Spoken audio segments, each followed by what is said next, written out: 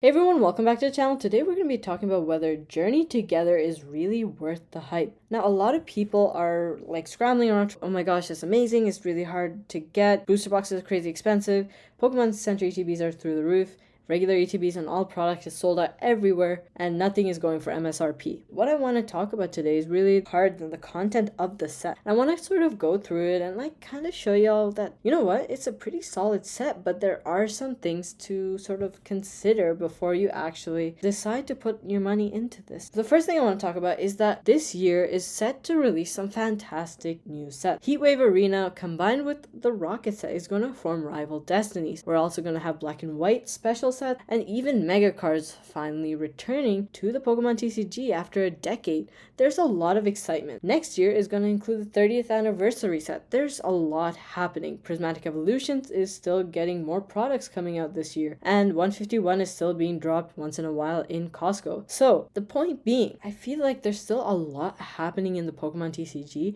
and before you go ahead and place a lot of money into this set, especially as everything is almost over MSRP and the question of how available this product is really up in the air, and there isn't a clear answer. Most likely it's just going to be off the shelves, and there's really nothing a lot of us can do about that. Perhaps you need not seek it out as much as some future sets that are to come. Let's take a look at some of the cards in this set, and I wanted to start off with SIRs. So as you all may know, there are 6 SIRs or special illustration rares in this set. Starting with Volcanion, we're going to be walking through the 6, and then I'm going to show you all some of the illustration rares that are going to be in the set. So starting off with Volcanion, this card has been dropping like crazy. A lot of the cards you'll see in the Japanese version, Battle Partners, has been experiencing this downward trend because a lot of the cards debuted a little bit ridiculously high, particularly some of the cards that are going to come up later. But this is a pretty solid artwork. But the thing is, Volcanion isn't that popular Pokemon. Despite having a movie around it, it has had a set in X and Y, Steam Siege, which was the most lackluster set of the entire generation, the most unliked.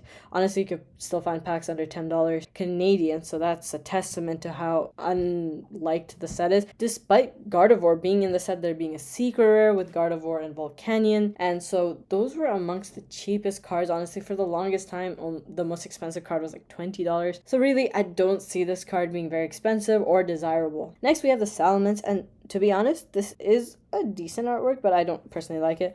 I just feel like it's too simple. It's not really working well with Salamence. Like, we have this sort of swirl of coloring and fire happening, but I don't think it's really doing justice for Salamence as a Pokemon. It's definitely one of the most explored, loved dragon types, been around since Generation 3, and I've been wanting to see a really nice Salamence card, particularly as we've had some really good Roaring Moon cards, which is basically the ancient version of this Pokemon, and I really don't feel like this one holds a candle to the 2 Roaring Moon cards we have, and so I don't think that this card really will be too desirable. You know, we can see if that turns out to be true or not, but I genuinely don't think it's that exciting of a card. It's currently also going for far less than it was originally, $78. Still not that expensive at the time. Like, I was thinking that a lot of these cards might just be straight over $100 because of the hype and everything, but we're seeing this card actually cool down all the way to $50. Next, we have the Hop and Zacian, and I think that this is a little bit of a weird perspective for the card. It almost looks like they're trying to do a sort of background Zacian mural artwork, and then we have Hop sort of in the front, but instead it turns into this bizarrely sort of perspective card. I do really love the colors, like it's very colorful, vibrant and everything, and there's almost like a rainbow sort of happening down here, but I do feel like the perspective is a little weird, and honestly, Hop's art is okay. I like Zacian, but personally, I think that the trainer gallery had a more simplistic style that is a little bit more enchanting in that sense and has a better connection with the game, where there's sort of that interaction with the sword that happens when you're trying to get Zacian to help and protect the Galar region from Eternatus, and so the sword and the shield Pokemon, Zacian and Zamazenta, respectively, come around and help. And so there's a little bit more connection. The background is more unique, and this one just feels a little less exciting. And we see this card has definitely dropped a lot, $92, gone all the way to $58. Taking a look now, I think we're leveling up in terms of artwork. So we have the N artwork with the Zoroark We also have an art rare with the pre-evolution to Zoroark, which we'll take a look at in a few minutes. I think this is a pretty solid one, but again, a little bit of a weird perspective. I don't know what's happening with a lot of these cards, but we're seeing like it's a kind of weird situation where they want to show the trainer, but they also don't want to show the trainer in a lot of these cards. Like we see a lot of the characters are poking in from the edges instead of being in the front and or the middle. So I don't know if I particularly like the style of this, the way the N is sort of just creeping in the corner and he's holding out his hands. I guess I don't know what's really happening here. Zoroark is being held back, I suppose, from something. You know, it's dropped a lot, 176 all the way down now to 122. And I don't see this card really bouncing too much higher because I think this is pretty much like the highest this card should be. Next we have Iono and Bellibolt, and Bellibolt definitely not my favorite Pokemon. I wouldn't say this is a very popular Pokemon. I mean, it's been featured quite a bit, and it is Iono's partner in the anime and in a lot of the sort of moments in the game. But Wattrel, I think the art rare definitely outshines this. So if we take a look, this card has dropped from $285 all the way down to $156. Pretty crazy drop. And again, we're seeing Iono sort of poking in for the edge. Definitely way better than the end card for sure. We're actually seeing they're doing some sort of selfie up here, and for some reason she's cutting out her Bellibolt and just taking a picture of herself apparently, which kind of defeats the purpose, no?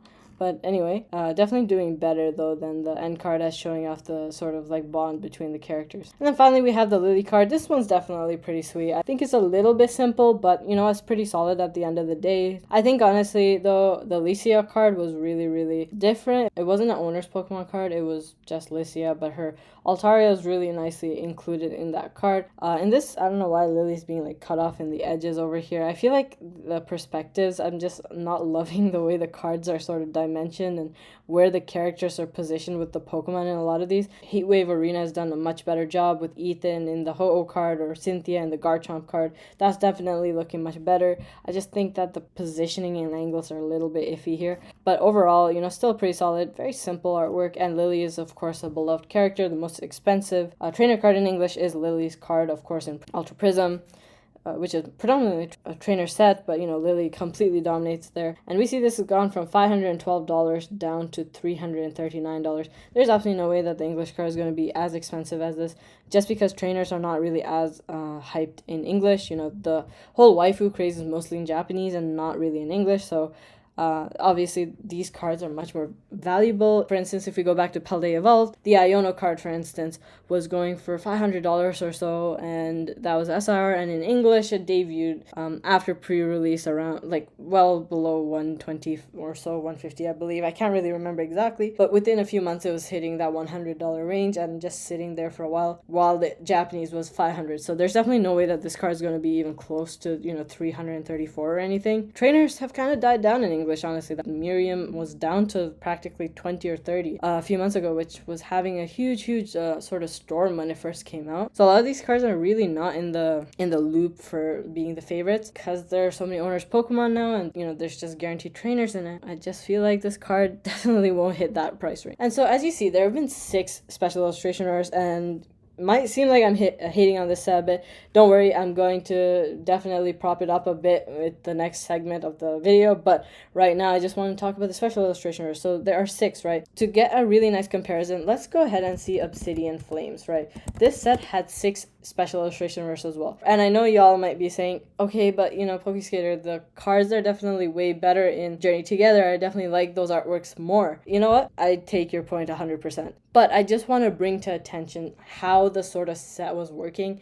So there were a lot of illustration rares, and there were 6 SIRs and then a few golds here and there. There were 3 specifically. And this set, at its debut, I remember pulling the Charizard during pre-release or just right after release. It was going for $96 or so at the time. Now it's gone back up after dropping to almost $40, $48. If we actually open up the Charizard, we see that it was going for, in the past year, at a low, going for $40 exactly. And so now that it's going back up, we see, okay, yeah, the Pidgeot, and then we have the Ice Cube, then we have the Geetha, we have the Reverum, and then Poppy's even further back that we don't even need to bother with that. But the point is, it was much easier to pull a lot of these SRs, and a lot of people sort of realized that instantly, and so the cards just started dropping in price dramatically as soon as people started to open this a little bit more. The art rares weren't really taking off until this boom sort of took place. So the Cleffa, Ninetales, these cards were all pretty cheap, $10 or below, especially these other cards, you know, they were going for far less. And so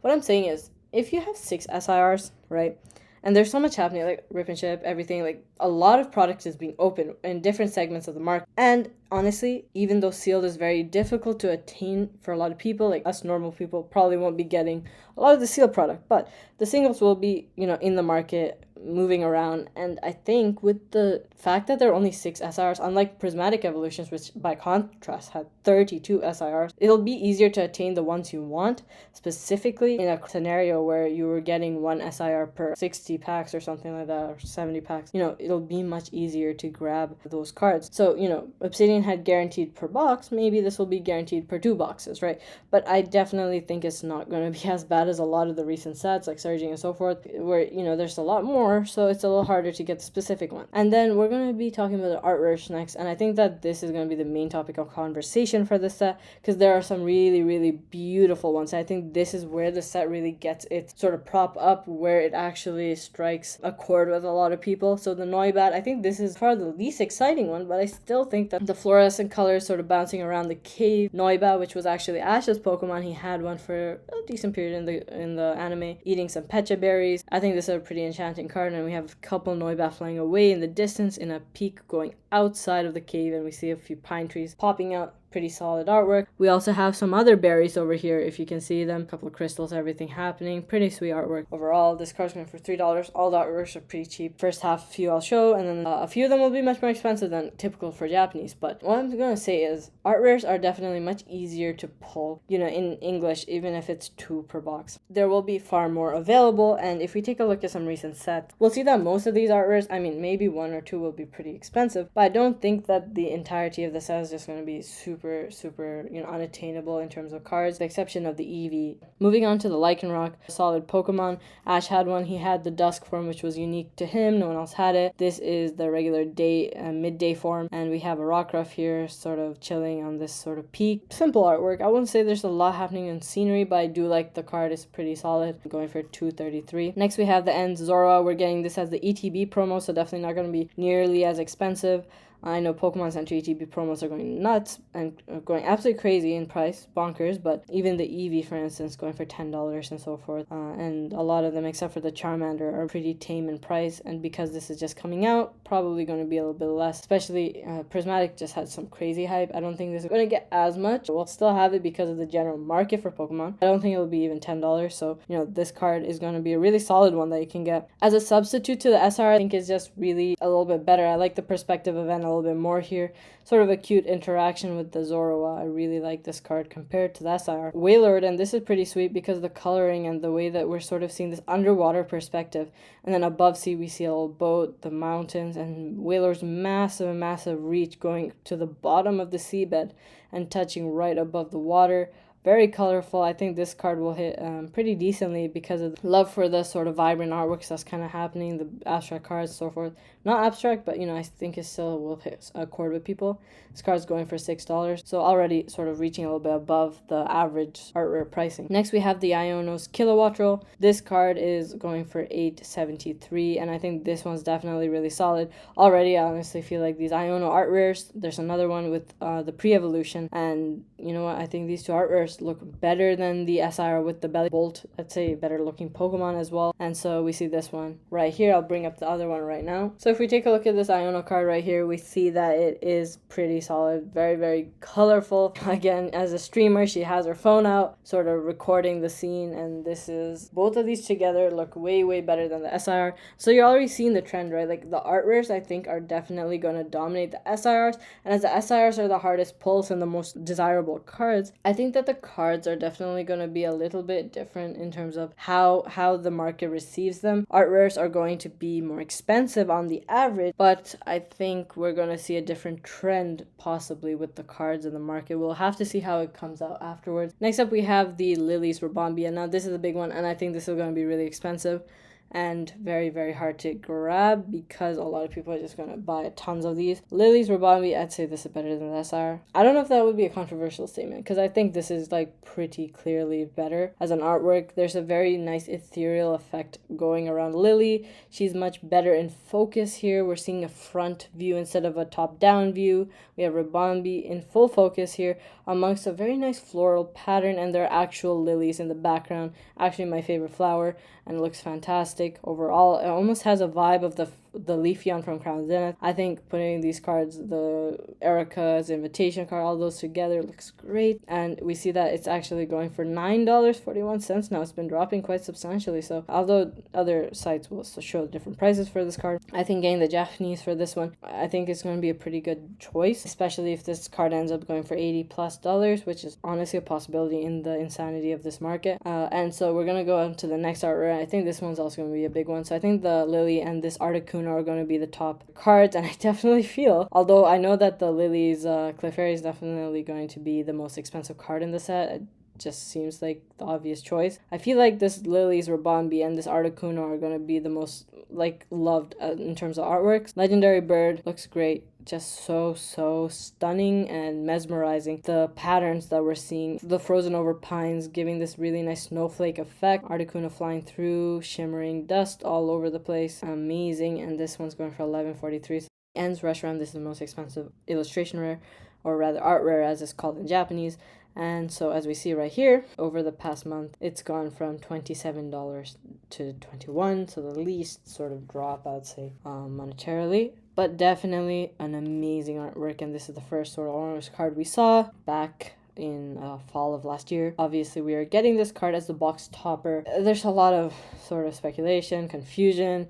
So in the US, there's supposed to be promo card as the box topper. In other countries, it's not really clear. Now, North America usually follows the same rule, so I would venture to guess that Canada will follow the same role as the US does and have the box topper. But a solid artwork, really beautiful, and I think definitely one of the best hitters in the set. So as you see, honestly, art rares are just dominating in the set, and as the easier to pull cards and the ones that are really having the biggest boom right now, I think these will lead the pack. Lily's Clefairy will undoubtedly be the most expensive card. There's no question about that, really, at least on initial release. Will the times change as ends Reshiram, ends Lily's Rabambi, and so forth settle in? There's 100% a possibility. And I think we really need to wait and see prices come out and turn out to be upon release. Pre-release will be crazy, no doubt, as always. Will we see them sort of contract in price, as is normal in the market, usually after release? Or are they going to be like Prismatic and Surging Sparks, where they kind of maintain highs for certain cards? We'll have to see that, and I think it'll be interesting for sure. But I just wanted to make this video to sort of point out that there's a lot coming out in the year. We have Mega Pokemon coming back, beloved generation because of the new mechanic, really novel in Pokemon up to that point. Rocket coming back in Rival Destinies. I think the SIRs already are looking way better in that set, even though I'm not the biggest fan of the whole artwork. I think it's pretty nice, nostalgic, pretty simple, but you know, at the end of the day, it's an iconic shot of Ho. You know, it's sort of the bottom up view of it as Ash is sort of watching it sort of fly away. So naturally that's going to be an expensive card. A lot of people love Ho, so I totally get it. And then Cynthia's Garchomp, absolutely adored duo. Honestly, my favorite character since I was watching the show, you know, back in the day when I was watching Diamond and Pearl. Then when she came back in black and white and everything, you know, always my favorite character. And so that was a really nice card. The way Garchomp is really in the front, but it's a unique sort of aesthetic with Cynthia in the background on the projector and in the card is kind of unique. It's kind of alluding to all her moments in the show whenever they show her off in the tournament, in the movies, in the show, and so forth. So there's that. And then the rockets that will be attached to the Unravel Destinies, that's going to be way crazier. If you take a step back, although it's definitely going to suck not being able to get a lot of this product, because I just feel like that's just how it's going to be for at least the next few months. Even it's going to take a while for it to change, no doubt. You know, the Pokemon Center, even if you queue up, you know, everything is wiped in 2-3 minutes. But I'm just saying, you know, as a bit of a consolation, at least, you know, collecting the singles as art rares, I think is much better. When you can't get it in English, you know, Japanese, a lot of these cards are still lower, and I think these are going to definitely go up for sure. Lily's Rabambi and so forth, definitely take a look at, because I think those will definitely go up as is usually common. after the English comes out. Certain cards that are just completely unattainable tend to go up a little bit in Japanese, and they sort of follow suit. And I think that's not going to change in this instance. So for on the investing side, you know, the illustration rares are fantastic options. The ARs are fantastic options in Japanese. And when it comes to English, I think, you know, the illustration rares are the way to go. The SRs feel like Lister, and sealed, I think it can definitely be held off on because there's definitely going to be better stuff to come. So with that being said, hope you all have a wonderful day. If you want to check out a video I made on 151 where I talk about the set and how it's just crazy undervalued, and there's so many beautiful Pokemon and cards that have been underappreciated in a set that I believe is genuinely going to stand the test of time, be one of the greatest sets of the Scarlet Violet era, if not the greatest. So we'll have to see how things play out, but I hope you all enjoyed the video, and I'll catch you all in the next one.